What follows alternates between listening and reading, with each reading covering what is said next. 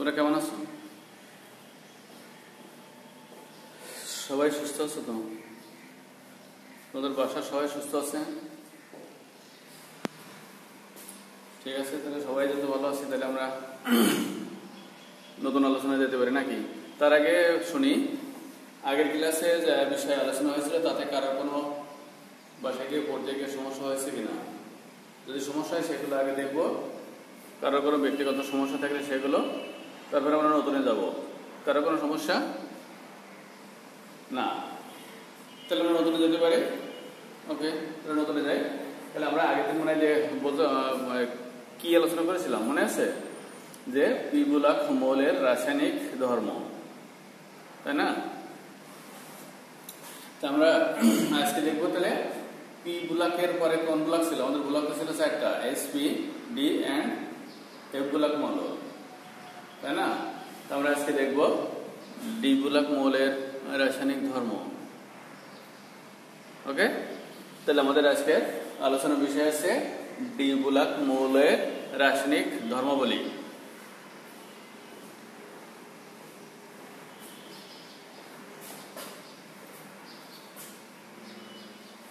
তাহলে আমি লিখি আজকের আলোচনার বিষয় ডি বুলাক মৌলের রাসায়নিক ধর্ম। এটা আজকে আমাদের আলোচনার বিষয়। মনে আছে মনে হয় সবাই, আমরা বুলাক করেছিলাম চারটা, এসপিডিএফ। আর এই বুলাকের কিন্তু একটা সার্বিক সংজ্ঞা বলে দিছিল স্যার, যে আমি আবার স্মরণ করে দিচ্ছি, কারণ আমরা যে বিষয়টা নিয়ে গভীর আলোচনা করতে যাচ্ছি বা যা মনে করব, সেই বিষয় সম্পর্কে প্রাথমিক ধারণা না থাকলে কিন্তু তার গভীরতা বোঝা কঠিন হয়ে যাবে। সেটা কেমন বলছিলাম, যে চারটা বুলাকের একটা সার্বিক একসাথে একটা সংজ্ঞা বলে দিয়েছিলাম। সেটা কেমন, যে ইলেকট্রোবিন্যাসকালে যে সকল মৌলের সর্বশেষ ইলেকট্রনটি যে অরবিটালে যায় সেই মৌল সেই বুলাকে। আবার বলে দিচ্ছি, দেখো হয়তো সবার মনে আছে বা যদি এটা সমস্যা, আমি আবার স্মরণ করা দিচ্ছি। ইলেকট্রোবিন্যাসকালে যে সকল মৌলের সর্বশেষ ইলেকট্রনটি যে অরবিটালে যাবে সেই মৌলগুলা সেই বুলাকে। তা আমাদের আজকে আলোচনার বিষয় হচ্ছে যে ডি বুলাক মৌলের রাসায়নিক ধর্ম। ডি বুলাক মৌল বলতে গেলে আমরা কি বুঝবো, আবার মনে করাই দিই, যেহেতু সার্বিক সংখ্যা বললাম, এবার আমরা ইন্ডিভিজুয়ালি অর্থাৎ শুধু ডি বুলাক মৌলের রাসায়নিক ধর্ম বলে নিয়ে আলোচনা করতে যাচ্ছে। সেটা হচ্ছে কি, যে ইলেকট্রোবিন্যাসকালে যে সকল মৌলের সর্বশেষ ইলেকট্রনটি ডি অরবিটালে যায় তাদেরকে বলা হয় ডি বুলাক মৌল, তাই তো? আবার বলে দিচ্ছে, ইলেকট্রোবিন্যাসকালে যে সকল মৌলের সর্বশেষ ইলেকট্রনটি ডি অরবিটালে যায় তাদেরকে আমরা বলবো ডি বুলাক মৌল। আবার এর আরো একটা তথ্য বলেছিলাম, ওখানে মনে করে দেখো ডি বুলাক মৌলের সংখ্যা কয়টা বলেছিলাম বলতো? হ্যাঁ, 41টা। সবাই তো ভালো মনে আছে। বলছিলাম কি, ডি বুলাক মৌলের সংখ্যা হচ্ছে 41টা। আমরা ওই সকল মৌলের সব না, আমরা জানি এক একটা শ্রেণীর একটা মৌলের ধর্ম জানা মানে ওই শ্রেণীর বাকি মৌলের ধর্মগুলো কিন্তু অনুরূপ। বলে আমরা খুব সহজে এক একটা শ্রেণী জানলে বলে দিতে পারবো বাকিগুলা স্যার একই রকম রাসায়নিক ধর্ম দেখাবে। তো আমরা এরকম কয়েকটা ডি বুলাক মৌল লিখি, দেখি তারা কেমন রাসায়নিক ধর্ম দেখায়। যদি আমরা লিখি স্ক্যান্ডিয়াম, জিঙ্ক, আয়রন, কোবাল্ট, এরকম যদি আমরা কয়েকটা লিখি, যে এদেরকে এরকম যদি লিখি তাহলে ইলেকট্রোবিন্যাস করলে পরে আমরা বুঝতে পারবো কিন্তু যে এরা ডি বুলাক মৌল কিনা। আগে সেটা দেখি, তারপরে এদের রাসায়নিক ধর্ম নিয়ে পরে বিস্তারিত আলোচনা হবে। কি আমরা জানি কি, স্ক্যান্ডিয়ামের অ্যাটমিক নাম্বার কত? 21, জিঙ্কের 30, আয়রনের কত? 26, আর কোবাল্টের 27। এই যদি আমরা ইলেকট্রোবিন্যাস লিখি 1s2, 2s2, 2p6, 3s2, 3p6, দেখো তো কয়টা হলো। আমি লিখবো আর তোমরা সাথে সাথে যোগ করতে শুরু করবা, কারণ আমরা জানি মনে হয় যে মৌলের অ্যাটমিক নাম্বার যত তার ইলেকট্রন নাম্বার তত। যেহেতু স্ক্যান্ডিয়ামের অ্যাটমিক নাম্বার 21, তাহলে তোর ইলেকট্রন নাম্বারও 21। তাহলে আমরা এখানে একসাথে কিন্তু তিনটা কাজ করি। প্রথমত সূত্র লিখি, দ্বিতীয়ত ইলেকট্রন বসাই, তৃতীয়ত সাথে সাথে যোগ করব। কারণ দেখা যাচ্ছে আমার ইলেকট্রন সংখ্যা 21, আমি যদি সাথে সাথে যোগ না করে দেখা যাচ্ছে 31 পর্যন্ত লিখে চলে গেছি, তারপরে কি হবে আবার খাটা লাগবে, তখন কিন্তু টিচাররা বুঝতে পারবে যে তোমার এখানে উইকনেস আছে। ফলে আমরা একসাথে কি করব, সূত্র লিখবো, ইলেকট্রন দেবো, সাথে সাথে আবার যোগও করবো, এটা জিনিসটা যেন ঠিক থাকে। তাহলে এই পর্যন্ত দেখো কত হয়েছে না, হ্যাঁ 18 অবশ্যই। তাহলে এই পর্যন্ত 18, তাহলে আমার আর বাকি আছে কত, 3টা ইলেকট্রন বাকি আছে। কিন্তু সূত্রে কি স্ক্যান্ডিয়ামের 3p এর পরে আমরা সূত্রে যদি যেতে চাই, কি সূত্রে 4s, এই 18 আর 2 20, তারপরে কি সূত্রে 3d1, এই যে 21 হয়েছে, তাই না, এই যে 21 হয়েছে। তাহলে আমরা কি দেখলাম যে স্ক্যান্ডিয়ামের ডিটারমিনেন্ট করে দেখছি যে তার সর্বশেষ ইলেকট্রনটি ডি অরবিটালে গেছে। সুতরাং আমরা বলতে পারি স্ক্যান্ডিয়াম নিঃসন্দেহে একটি ডি ব্লক মৌল, তাই না। দেখি আমরা তারপরেরটা যাই, জিঙ্ক এর অ্যাটমিক নাম্বার যেহেতু থাকে তাহলে নিশ্চয়ই ইলেকট্রন নাম্বারও থাকে। আমরা সূত্র প্রয়োগ করে দেখি কি অবস্থা হয়, 1s2 2s2 2p6 3s2 3p6, এই পর্যন্ত কিন্তু 18 হয়েছে, তাই না, এই পর্যন্ত হয়েছে 18টা ইলেকট্রন। তারপরে আমার এখনো কয়টা বাকি আছে, এখনো 12টা ইলেকট্রন বাকি আছে। এরপরে সূত্রে কি আছে জানো, 4s, তাহলে 2 এসে আমরা জানি 2টা ইলেকট্রন যায়, তাহলে 4s2 মানে কত, 20টা হলো, আর বাকি আছে কয়টা, 10টা। এরপরে সূত্র কি 3d। একটা কথা মনে রাখতে হবে, আমরা ইলেকট্রন বিন্যাস কিন্তু অত্যন্ত সহজ, মুশকিল আছে যে বিন্যাসে যে সূত্রটা আছে সেই সূত্রটা যদি আমাদের সমস্যা থাকে বা ভুলভাল থাকে বা মনে না থাকে, তাহলে কিন্তু এই সহজ ইলেকট্রন বিন্যাসটা আমরা লিখতে পারবো না। তাহলে কি 4s এই পর্যন্ত 20 হয়েছে, এরপরে সূত্র কি 3d, আর বাকি আছে 10টা। আমরা জানি কি ডি অরবিটালে কয়টা ইলেকট্রন যেতে পারে, 10টা। তাহলে এখানে যদি আমি 10টা দেবো, দেখো 30টা হয়েছে। প্রথমত আগে ইলেকট্রন বিন্যাসটা সঠিক করলাম, করার পরে এবার সবাই খেয়াল করো তো, জিঙ্ক এর 30তম ইলেকট্রনটি কোথায় গেল, 4s এ গেল নাকি 3d তে গেল। তোমাদের মধ্যে মাঝে মাঝে এই ভুলটা দেখা যায় যে আমরা কিন্তু সংজ্ঞা বলেছি কি বলতো, যে সর্বশেষ ইলেকট্রনটি যে অরবিটালে যাবে মৌল হবে সেই গোলাকে, সর্বশেষ, আবার বলছে সর্বশেষ ইলেকট্রনটি যে অরবিটালে যাবে মৌল হবে সেই গোলাকে। কিন্তু এখানে কিন্তু বহিস্থ স্তর একবারে উচ্চারিত হয়নি। অনেকে তোমাদের মধ্যে দেখা যায় যে 3d এস থেকে 4s, 4 তুলে বড়, তাহলে বহিস্থ স্তর 4, তাহলে সর্বশেষ ইলেকট্রনটি স্যার 4s এ গেছে। না, এটা কিন্তু বহিস্থ স্তরকে বোঝানো হয়নি, এখানে বোঝানো হয়েছে সূত্র মোতাবেক সর্বশেষ ইলেকট্রনটি কোন অরবিটালে গেছে সেটা। তাহলে আমরা যদি ওই শর্ত ঠিক রাখি, বহিস্থ স্তর না বিবেচনা করে, তাহলে আমরা নিশ্চিন্তে বলতে পারি জিঙ্ক এর ইলেকট্রন বিন্যাসের সাপেক্ষে তার সর্বশেষ ইলেকট্রনটি 3d অরবিটালে গেছে। অর্থাৎ 3 না 4 না 5 এটা কোনো বিষয় না, বিষয় হচ্ছে সে ডি অরবিটালে গেল কি না। এই যে ডি অরবিটালে গেছে, সুতরাং আমরা বলতে পারি জিঙ্ক নিঃসন্দেহে একটি ডি ব্লক মৌল। তারপরে আমরা কি দেখি, আয়রনের মধ্যে যদি লিখি, আয়রনের 1s2 2s2 2p6 3s2 3p6 18, আর এই 2 20, আর এই 6 26। দেখো তো আয়রনের সর্বশেষ ও আগের দুইটার মতো যদি আমরা ব্যাখ্যা দেখি, তাহলে আয়রনের বলতে পারি না সর্বশেষ ইলেকট্রন 3d দিয়ে গেছে, তাহলে আয়রন নিঃসন্দেহে একটা ডি ব্লক মৌল। তারপরে যদি কোবার কত 27, তাহলে কি এখানে 6 এর জায়গায় আমরা দিতে পারি কি, এখানে আমরা এই 1s2, তারপর আমরা একদম একটু যেহেতু আগেরগুলো বুঝছি, তাহলে ওইগুলোর আলোকে আমরা লিখতে পারি কিনা 3d7। যদিও তোমরা এখানে স্যার বোঝানোর জন্য লিখছে, তোমরা কিন্তু পরীক্ষার ক্ষেত্রে এরকম ড্যাশ দিয়ে লিখতে পারবে না। তাহলে এই চারটা মৌলের ইউনিভার্সিটি আমরা কি দেখছি যে এরা প্রত্যেকেই ডি ব্লক মৌল। এবার আমরা দেখতে চাই এই ডি ব্লক মৌলের রাসায়নিক ধর্ম কেমন। রাসায়নিক ধর্ম বলতে এরা ইলেকট্রন দান করবে না গ্রহণ করবে, এরা আয়নিক যৌগ গ্রহণ করবে না সমাজে, এদের গলনাঙ্ক মানে এদের সৃষ্ট যৌগের গলনাঙ্ক মানে বেশি হবে না কম হবে, কেন হবে, এরা পানিতে দ্রবীভূত হবে কি হবে না, ইত্যাদি ইত্যাদি ইত্যাদি নানান বিষয়কে আমরা রাসায়নিক ধর্ম বলে বলবো। একটা কথা আমরা সবাই মনে জানি, সকল ডি ব্লক মৌলই, ডি ব্লকের সকল মৌলই কিন্তু ধাতু।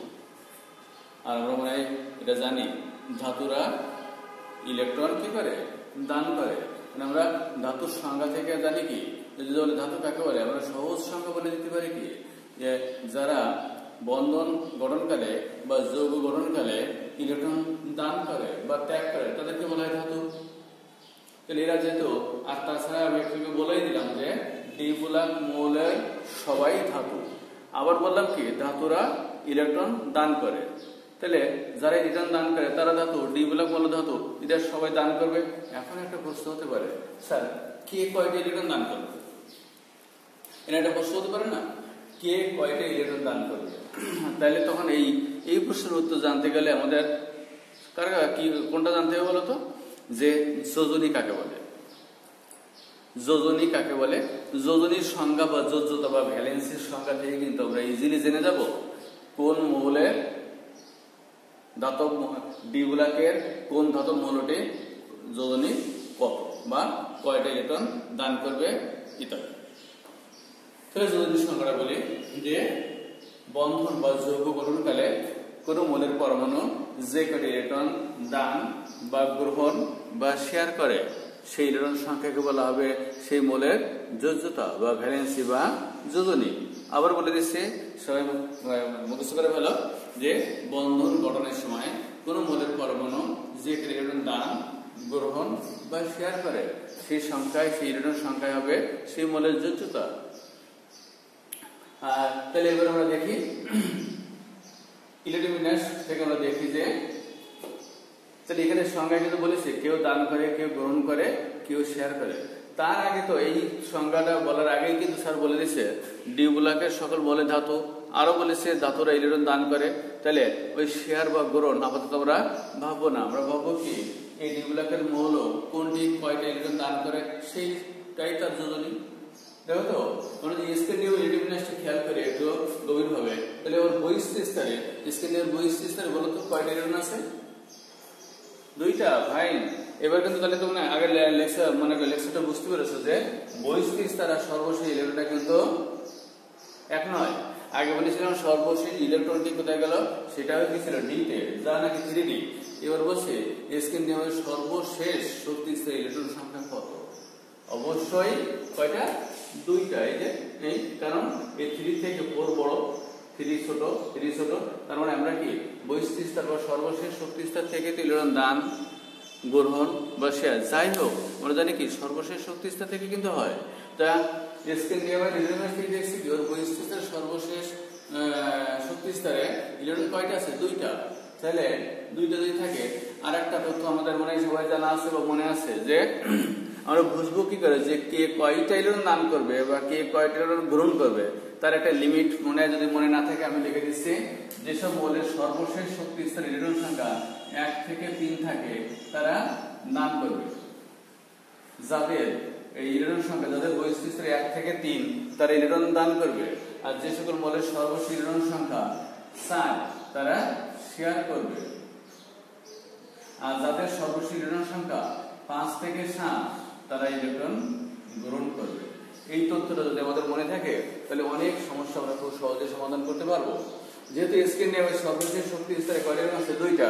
তাহলে ইজিলি এই যে লিমিটের মধ্যে পড়ে দানের লিমিটে পড়েছে, তাহলে স্ক্যান্ডিয়াম ইজিলি তার দুইটা ইলেকট্রন ছেড়ে দিবে, মানে ত্যাগ করবে বা দান করবে।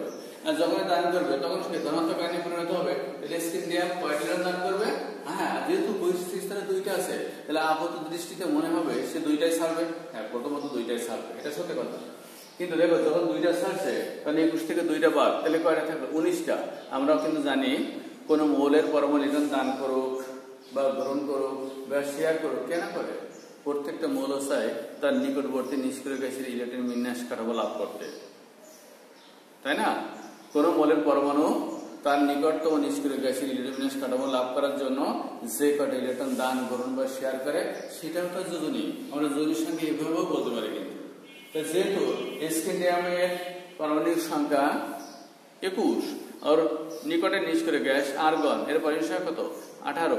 তাহলে 21 থেকে তাকে যদি 18তে আসতে হয় তাহলে কিন্তু তাকে অবশ্যই 3টে ইলেকট্রন ত্যাগ করতে হবে। অথচ এর বহিঃস্থ ইলেকট্রন আছে কয়টা? দুইটা। তাহলে প্রথমত সে দুইটা ত্যাগ করবে, দুইটা ত্যাগ করলে সে কি তার নিষ্ক্রিয়তা পাচ্ছে বা নিষ্ক্রিয় গ্যাসের কাঠামো অর্জন করতে পারছে না। সেই কারণে প্রথমত স্ক্যান্ডিয়াম দুইটা ইলেকট্রন ত্যাগ করবে, যখন দেখবে দুইটা ত্যাগ করলে সে নিষ্ক্রিয়তা পাচ্ছে না, তখন আরো একটা অর্থাৎ এই 3D তে বিদ্যমান ইলেকট্রনটাও সে ত্যাগ করে দিবে। দিলে কত হলো 18 চলে আসলো। তার মানে কি নিষ্ক্রিয় গ্যাস আর্গনের কাঠামো লাভ করলো। অর্থাৎ আমরা যদি এরকম বিকারে এরকম লিখি স্ক্যান্ডিয়াম এই 3 প্লাস এই 3 প্লাস প্লাস এই 3 ইলেকট্রন, এই যে স্ক্যান্ডিয়াম যদি 3 প্লাস এই মুহূর্তে সে কি এই আর্গন নিষ্ক্রিয় গ্যাসের কাঠামোতে পৌঁছে গেছে। যেহেতু স্ক্যান্ডিয়াম 3টে ইলেকট্রন ত্যাগ করে তার নিকটতম নিষ্ক্রিয় গ্যাসে পৌঁছাতে পারলো, সেই কারণেই স্ক্যান্ডিয়ামের যদি 3 একটা বৈশিষ্ট্য বললাম। তাহলে স্ক্যান্ডিয়ামের এই একটা ধর্ম বললাম, কিন্তু এবার দেখো তো 3টে ইলেকট্রন দান করলো, 3টা দান করলো না, 4টা দান করলো না, 2টা দান করলো, এটা একটা বৈশিষ্ট্য। তারপরে দেখো ওই দান করার সাথে সাথে এই স্ক্যান্ডিয়ামটা দেখো তো ধনাত্মক আয়নে পরিণত হয়েছে কিনা। আর আমরা জানি যারা ধনাত্মক আয়ন সৃষ্টি করতে পারে তারা সাধারণত কি আয়নিক বন্ধন গঠন করে। আর আমরা জানি আয়নিক বন্ধনের ফলে যে যৌগ গঠিত হয় তাকে বলা হয় আয়নিক যৌগ। সুতরাং আমরা বলতে পারি স্ক্যান্ডিয়াম যেহেতু ইলেকট্রন দান করতে পারে, ধনাত্মক আয়ন সৃষ্টি করতে পারে, তাহলে অবশ্যই স্ক্যান্ডিয়াম আয়নিক বন্ধন তৈরি করতে পারবে, মানে আয়নিক যৌগ গঠন করতে পারবে। যেমন দেখো এরকম একটা আমরা দেখি কি স্ক্যান্ডিয়াম, এই যে এর সাথে আমরা যদি এই স্ক্যান্ডিয়াম ক্লোরিন একটা যৌগ দেখি, স্ক্যান্ডিয়াম ক্লোরাইড মনে করি আমরা জানি না এরা আয়নিক যৌগ না সবুজ যৌগ না সন্নিবেশ যৌগ আমরা জানি না, কিন্তু এই স্ক্যান্ডিয়াম ক্লোরাইড ভেঙে গিয়ে এই স্ক্যান্ডিয়াম 3 প্লাস প্লাস 3 এই ক্লোরাইড এই যে তৈরি হয়েছে, আমরা মানে সবাই জানি,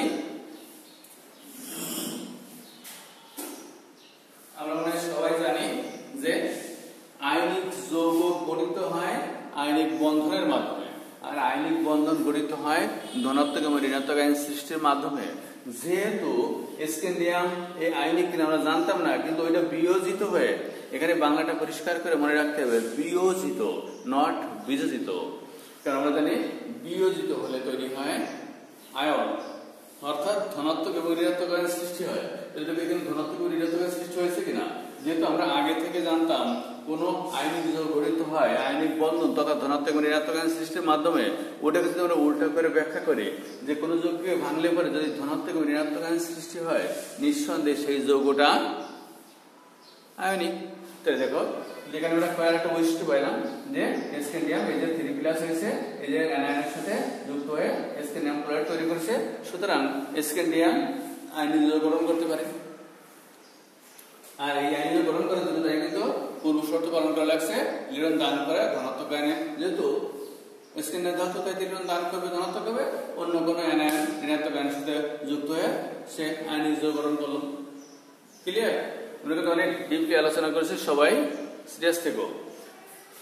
পরের যৌগের কথা যদি ভাবি, পরের মৌলের কথা যদি ভাবি, কে আছে আমাদের জিঙ্ক। এই জিঙ্কের কথা যদি ভাবি, দেখো জিঙ্কের এলিমেন্টস থেকে আমরা দেখছি কি ওর বহিঃস্থিত ইলেকট্রন সংখ্যা কত। বহিঃস্থিত স্তরে জিঙ্কের বহিঃস্থিত ইলেকট্রন আছে কয়টা দেখো তো, 2টা। আমরা কি দেখো এটা লিমিট লেখা দিয়েছি 1 থেকে 2 থেকে দান করবে।